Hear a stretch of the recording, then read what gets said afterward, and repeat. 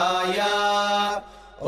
नमस्ते रुद्रमन्यव उतोत इषवे नमः।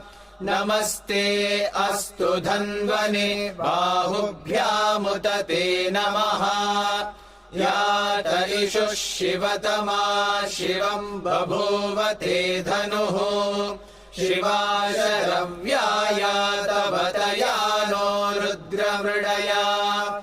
या ते रुद्रशिवा तनूरघोरा पापकाशिनी। तया नस्तनुवाशन्तमया गिरिशन्ताभिचाकशीः। यामिषुम् गिरिशन्तहस्ते बिभर्ष्यस्तवे।